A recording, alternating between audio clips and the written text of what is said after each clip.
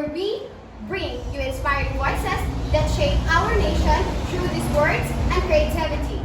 I'm your host, Kenneth Goldin Banyares, and today's episode is a celebration of the Filipino spirit as expressed through literature. We're joined by some of the most remarkable Filipino authors across fiction, non-fiction, poetry, and regional literature. They will share their stories, their instincts, and their hopes for the future of the Philippine literature. Without further ado, everyone, let's dive into our first segment, Fiction Authors. Joining us, our four icons of Filipino fiction. Luwalhati Bautista, known for his powerful novels like Picada Silvestre, and Ricky Lee, a multi-awarded screenwriter and author of Para Kay B. Eliza Victoria, a brilliant mind in speculative fiction. And lastly, Mr. Dean Francis Alfar, a pioneer in Philippine fantasy literature. Welcome to the show. Round of applause for our four fiction authors.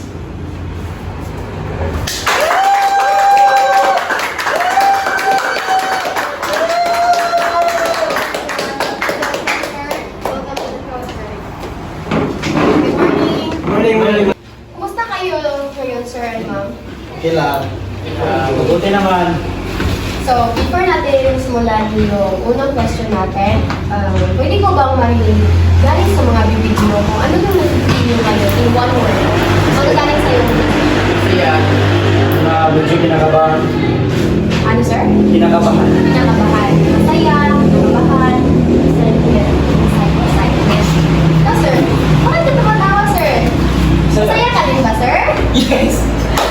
O, Super! ang grabe naman yung saya naman yun, sir. Excited? Yes! So let's start our first question. The first question is, what inspires you to become a writer? And how does your Filipino identity influence your work? Magsimula muna tayo ka, Sir Luwalhati Bautista.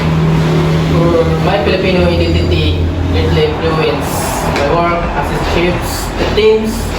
I explore social justice, love for family, gender equality, and impact on the political and societal issues in every life.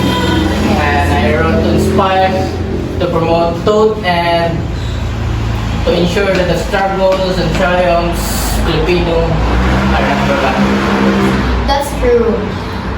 Filipino are we are very, what do we call this? Very genuine. Like, our identity represent us always. Like, kahit saan man tayo mapunta, kahit anong lugar, kahit anong bansa, madadala pa rin natin yung identity natin bilang isang Pilipino. So, ikaw naman, sir, ano naman yung sagot mo sa tanong, sir? My Filipino identity is at the core of my works.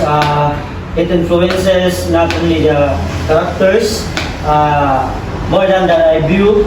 Writing is a way to reflect the truth of society. Yes, that's true.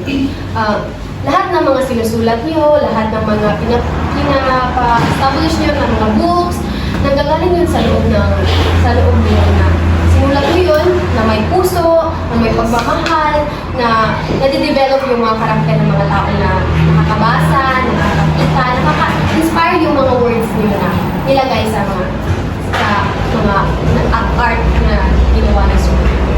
So, ikaw, ma'am, ano po yung sasagot niyo, Ma'am Eliza Victoria?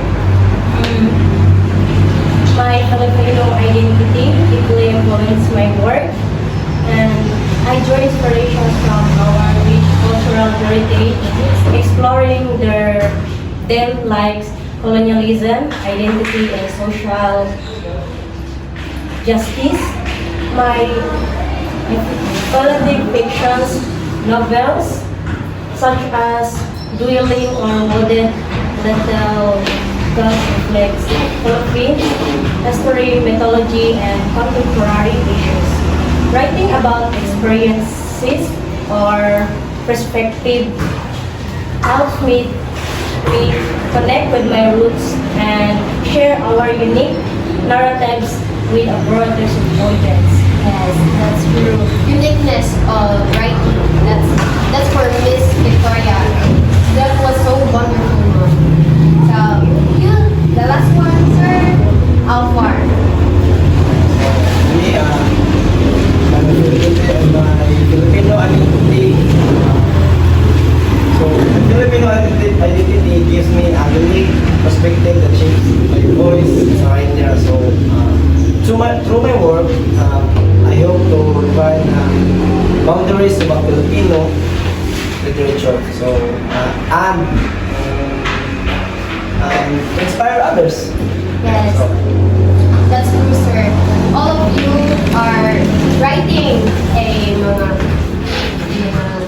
nagsusulat kayo para maka-inspire ng mga tao, para makuha niyo mga loob nila na ito, magbago ka, mag-develop yung sarili mo, you have grown, like, ganyan, sir. It's so very important na every writing of your mga stories, magsulat kayo ng mga stories ninyo na makakapadevelop ng mga tao na nagbabasa, diba? thank you. Thank you for It's very influencing.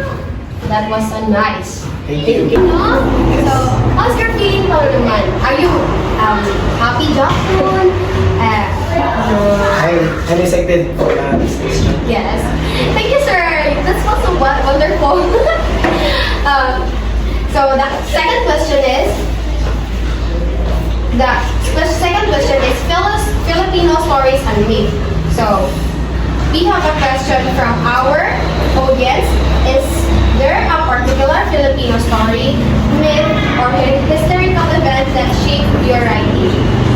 I will read this again, sir. We have a question from our audience. This is from our audience question. Okay. So, is there a particular Filipino story, myth, or historical event that shaped your writing?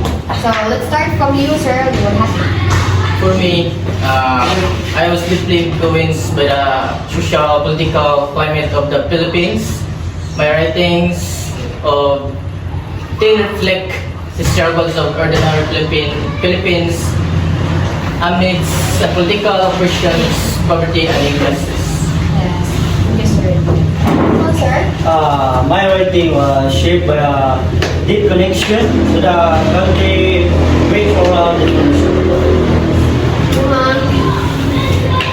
The stories of diaspora and overseas workers resonate deeply my novels Black Ties of Heavens, touches on identity, belonging, and the struggles of Filipino immigrants. Iba-iba kayong mga sagot, no? Iba-iba talaga kung saan kayo nang galing mo. Saan yung kinuha yung mga sinusulat nyo. So, iba-iba talaga. Ikaw, sir, ano lang ang So, for me, my writing is shaped by a blend of Philippine mythology and culture experiences in this country. Thank you for sharing those inspiring answers, sir and ma'am. We'll take a short break, but stay tuned for more. Magbabalik ang Tala Talk! Dong, 30 lang. Ayun, 100 lang. Sigalas ng tao ah. Dua lang na ito ha.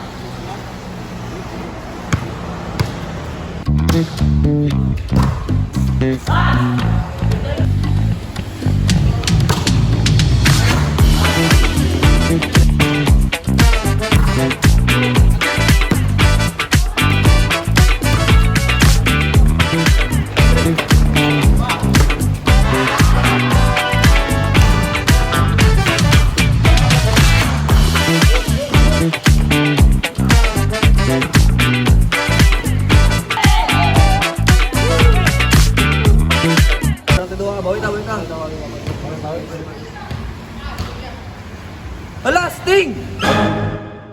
Muna akong energy drink! Muna ni Sting nga magpagana sa kundua.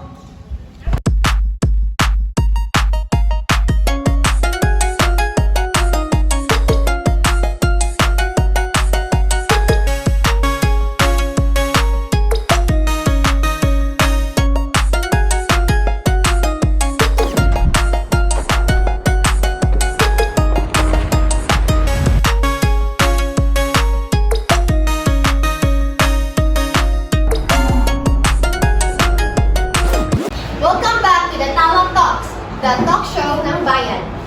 So, before we wrap this segment, Sir and Mom, I'd love to hear from each of you. What's your favorite Filipino words and what does it mean to you? So, magsimula tayo ka, Sir Alfred. This is the one of my favorite Filipino words. I have so many favorite Filipino words. So, this one is we call makabayan. So, kasi tayo mga Pilipino ay gusto natin yung ano tayo ba? Bayanihan, ganyan, magtulungan sa anumang mga Subok. yeah. So, that's all. Yan lang. Yun Ang lang. ganda yun, sir. Ang Pilipino talaga matulungin sa isa't isa, di ba? Tinutulungan natin yung mga kabayan natin na nasa lagay ng bagyo, ano man dyan, yung mga disasters na dumangin sa buhay natin, tinutulungan natin ang isa't isa. That's what we call makabayan. So, for you, ma'am, ano yun, sir? For me is pagmamahal.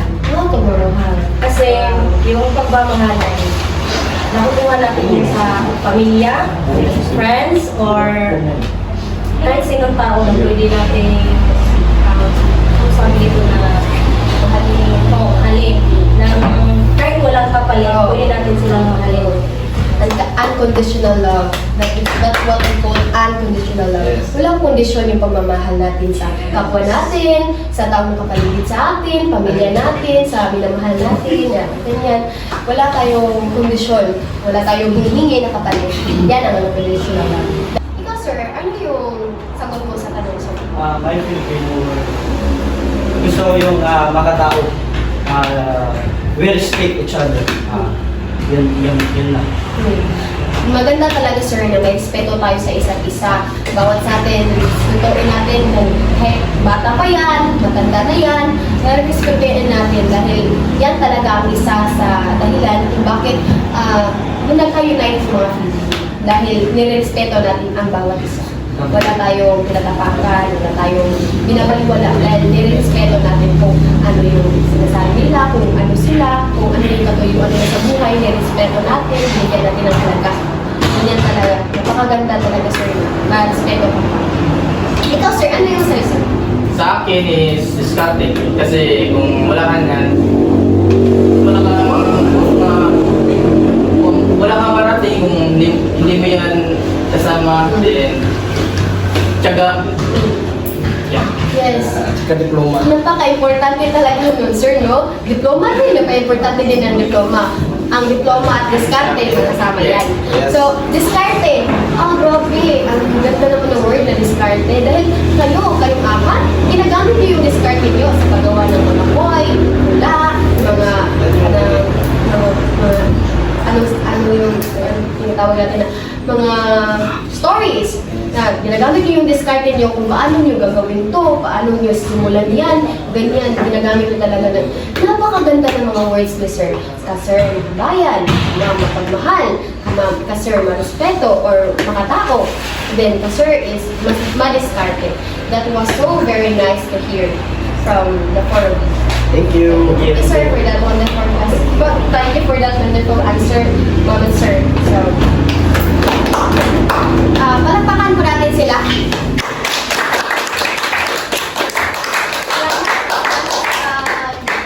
Tayo dito, sir, paging guest namin for today's segment. Salamat. Salamat. Salamat, ma'am. Salamat, sir. Tatapos ang ating segment 1. Thank you, sir, ma'am, sa guest dito. Napaka-ganda na guest namin kayo dito dahil ang raming inspiration words na nakaka-motivate sa mga audience natin, di ba? Yes! Palakpakan natin sila, sir. Thank you so much, sir. Thank you, sir. So, dito muna, magbabalik ang Talatos!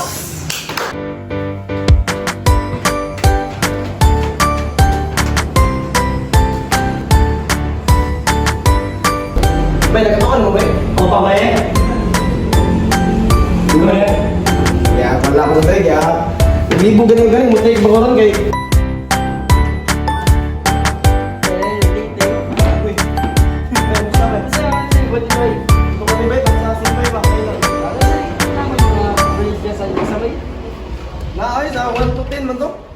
dito ya.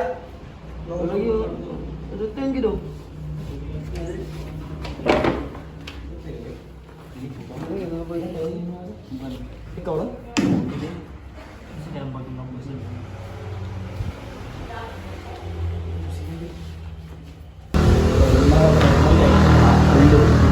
Mau rin, boy. Kahit hindi ka gipon ba? Imo ba yun? Asa sa? Working kami? Pag-sensyo, yun. Okay, ba yun? Nakoy tao diri ba yun? Wala ba yun? Actually, Aray. mas lomot, di ba yun? Okay, lima na ba yun? Lang, di ba yun? Pumunta niya na ba yun? Baka may naman. Isa ba yun? Magputang sa suna sa akong ilog, boy. Hindi ba yun? Tungkol na ba?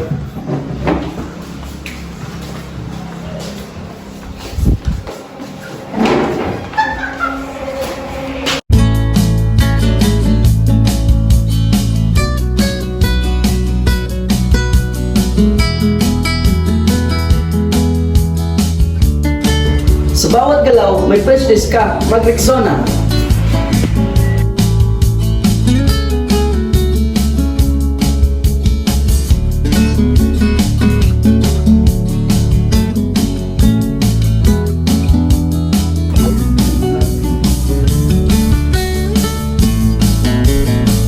Welcome back to the talk show ng Bayan, Tala Talks. So, we are in the second segment of our talk show. So, in this segment, we shine the spotlight on non-fiction and poetry. Joining us are Jessica Zafra, a celebrated ECF and pop culture commentator, and the national artist Viralio Almario, a titan of Filipino poetry, and Jose Dalisay, known for his essays and novels. And the last is Miss Conchitina Cruz, a leading contemporary poet. Welcome, everyone. Let's round of applause, please.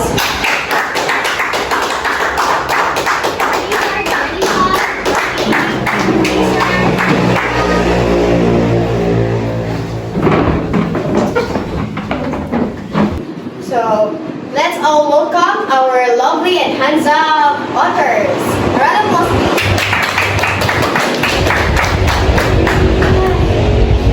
This was so nice to see you in our show, ma'am and sir. The lovely faces, the handsome faces of the authors. Grabe, napaka-exciting talaga, no? Kapag nakaharap mo yung mga authors na gusto mong makaharap. So, ano yung na-feel nyo, sir, ma'am, na pagdating nyo dito? Ano yung na-feel nyo? Siya. Ikaw, sir. Kabato. Exciting. Yes, masaya talaga. Mga babae, mahilig talaga kami sa mga masaya na bagay. Diba? Kasi, dapat naman talaga maging masaya tayo araw-araw, kahit ano pa, kahit mahirap yung, kahit kabado ka, dapat masaya ka. Diba? Dapat masaya ka sa ginagawa. So, let's start our first question. Ready na ba kayo, ma'am, sir? Ready na, ma'am. Yes. Wala lang yung power, sir. Reading, reading. Oh, ready, ready! Hindi na tayo always, sir, no? Always ready. There you go! Kahit anong mangyari. No, kahit anong mangyari, ready talaga tayo. So the first question is all about inspiration. So the question is, what inspires you to write your works? Was there a moment when you realized that writing was your calling? So let's have let's My inspirations to write would likely stem from a deep connections to personal experiences and a desire to give voice to underrepresented stories. If there were a moment of realizations, it was feel like the most powerful to process and communicate emotions. Yes, that's true, ma'am. Lahat na ginagawa natin may deep connection talaga yun sa mga experience natin. Kasi hindi tayo makakagawa kung wala tayong experience sa buhay, wala tayong na overcome ng mga challenges, wala tayong masusulat kapag wala tayong Ikaw, ma'am, ano yung sagot mo sa tanong? My inspiration are diverse and electric, reflecting into my interest in literature and culture in life. Like one of Jose Rizal's novel, famous novel, The El Filibusterismo and Rolling Hungary. And that's why I also like to write and to publish novel.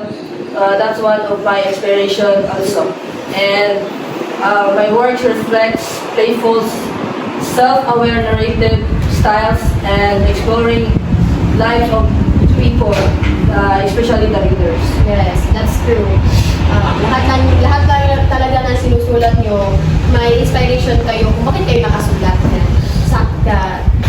Like sinabi niyo ma'am na ang inspiration nyo is si Sir Jose Rizal because of his work, El Filibusterismo at Rolling Hungary.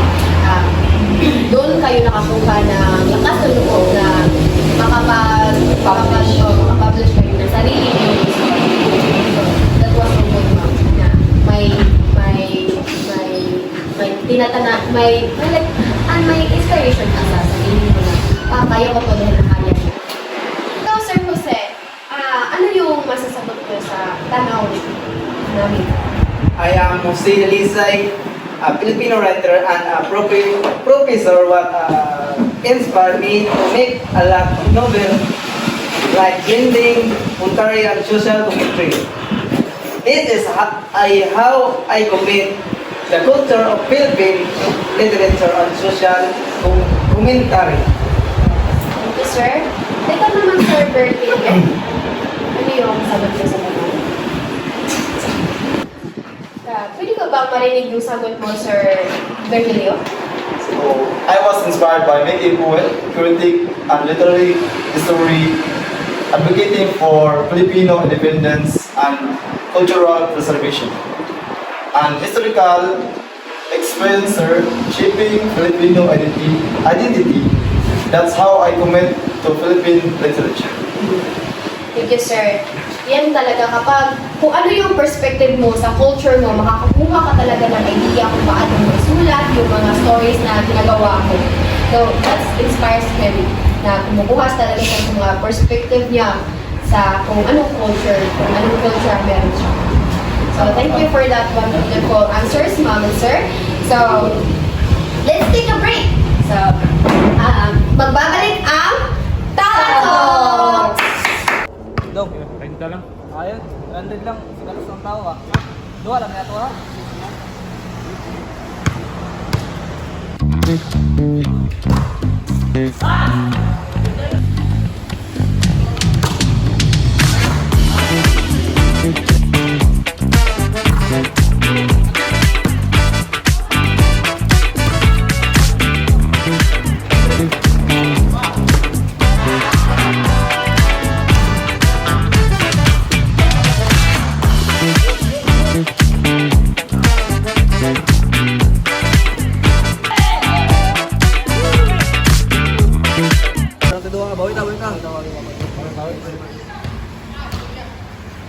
Hala, Sting! Muna ako energy drink! Mao ni Sting nga magpagana sa akong duwa.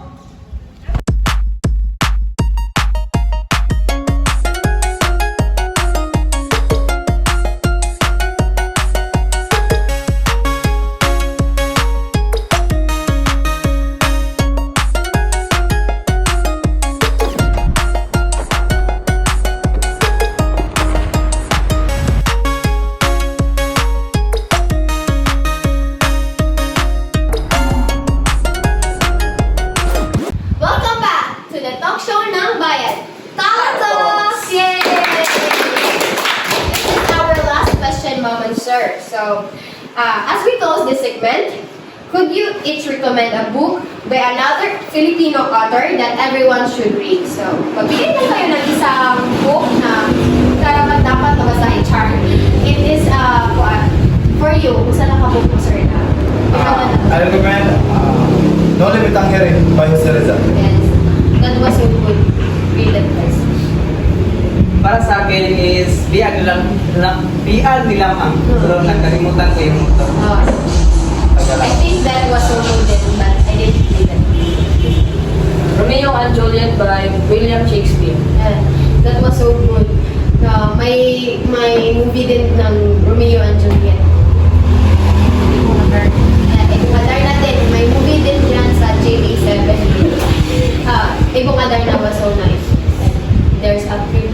prince na nahanap nila yung ibang aday na para diba, maging king sila. For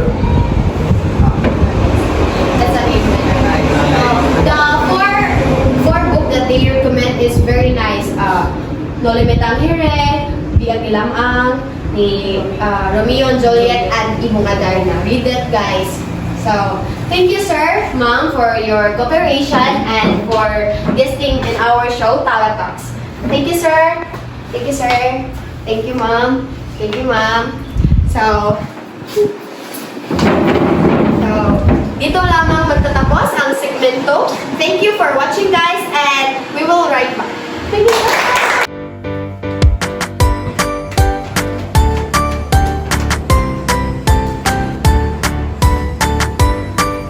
Bay, nakatukan mo, bay? O pa ba eh? Di ba eh? Kaya, wala ko tayo, kaya nag-ibo ganing-ganing, mo tayo bangoran kay...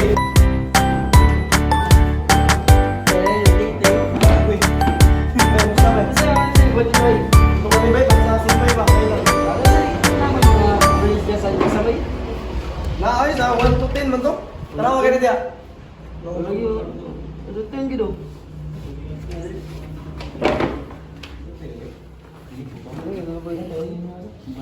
Ikaw lang?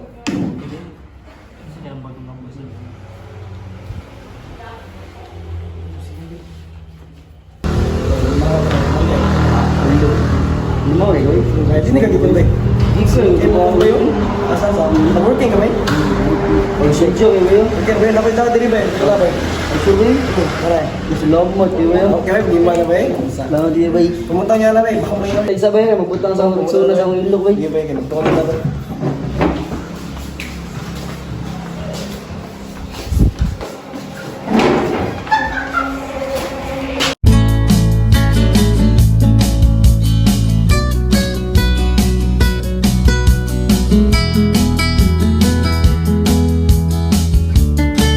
Sa bawat galaw, may prejudice ka, mag-Rexona.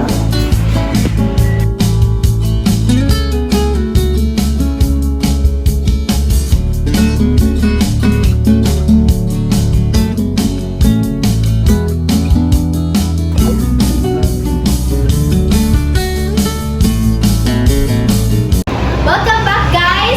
So, this is our last segment of the segment 3. So, for our segment 3, young original authors. So, for our final segment, we're highlighting young and original voices in Philippine literature. We're joined by Manix Abrera, the genius behind Kiko Machine Comics, Christian Cordero, a poet and filmmaker who writes in Bicol, Merlinda Bubis, an award-winning author blending English and Filipino traditions, and James Silan, a rising star in Philippine and speculative fiction. Welcome our 4 young and original authors. A round of applause, please.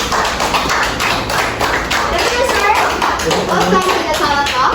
Welcome, sir. Welcome, ma'am. Welcome, sir. Are you gonna see? So, are you feeling happy, sir? Oh, that was so good to hear. We're always happy. Parati talagang happy si sir. Kita ko siya like, makikita kami sa labas, makakasmalan talaga siya. Like, he's so very happy man. So, for this segment, sir, magko-continue ba tayo sa question 1 or ready na ba kayo? Hindi na rin. Hindi na kayo? Yes, yes. And before that, pwede niyo bang mag-hi sa mga audience natin? Hi, sir! Hi everyone! Hi everyone! Or may mga sinulat ba kayo na i-recommend niyo sa kanila? Wala, sir? Nothing. Nothing. Yes. So, let's start our question number 1. So, the question number 1 is global impact of Filipino literature. So, how do you see Filipino literature making a mark on the global stage?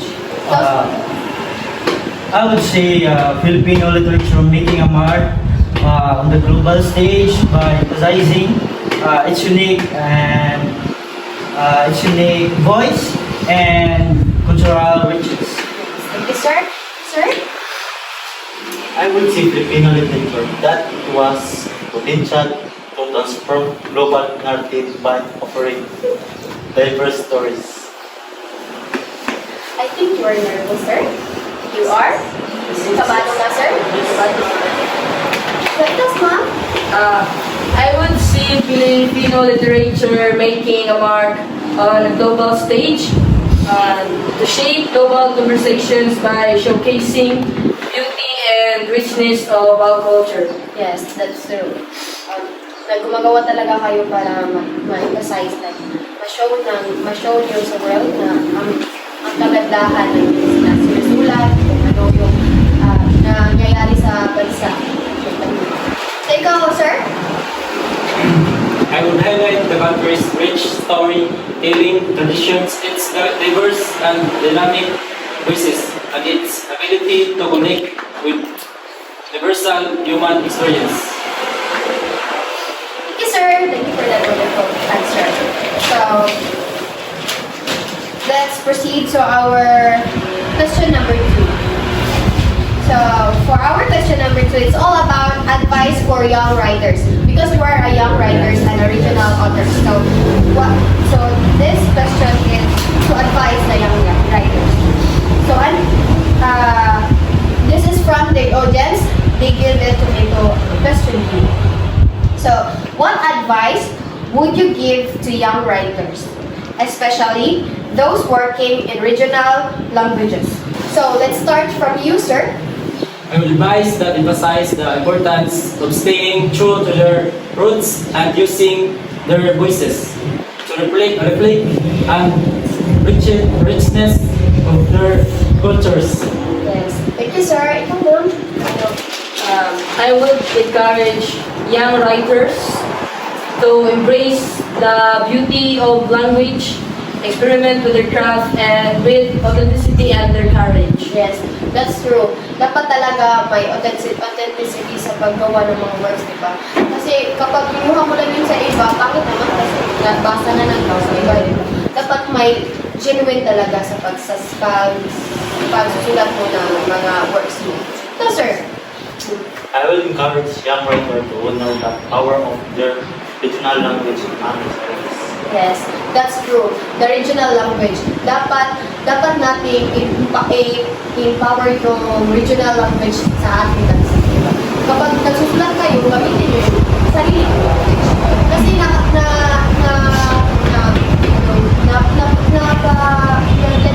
mapapafeel mo yung ano yung sinulat mo sa mga tao. Mapaparating mo sa sinulat. Yes. Mapaparating mo ng maayos ang sinulat mo sa mga tao na nagbabasa ng mga words mo. Kapag ginamit mo yung language. Yes, sir. I would encourage these working in regional language to embrace their identity and creativity while navigating the challenges in literal group. That's true. For the young writers there, please keep in mind what they say because lahat ng sinabi nila makakatulong yun sa inyo para makagawa kayo ng magagandang mga words. Sabi nga ni sir, let's embrace. Let's use our language. Let's magawa tayo ng sarili natin atin na galing talaga sa sarili natin. Yan yung napakagandang gawin natin kapag nagiging authors tayo. Dapat may sarili talaga tayong alam, may sarili tayong gawa. Kasi yan yung dahilan kaya ka kilala eh. Di ba? Yun yung dahilan kung bakit ka sumika. So, thank you for that wonderful question, sir. So, let's take a break muna, sir and ma'am. So, magbabalik ang Tanong! Dong, renta lang. Ayun, 100 lang. Sinalas ng tao ah. Dua lang yato ha.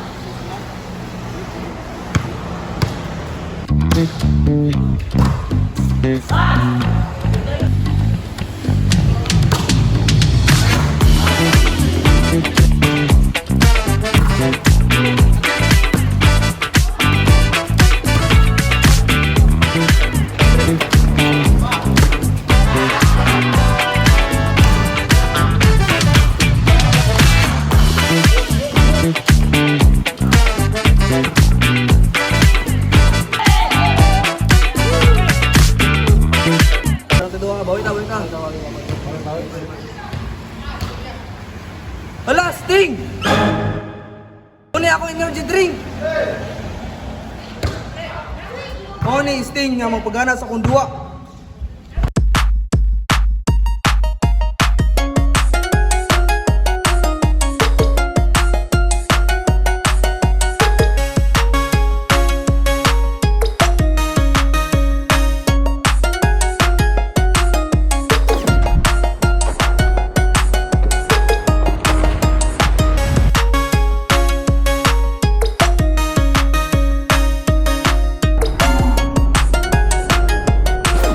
Welcome back to the talk show ng Bayan, Tala Talks!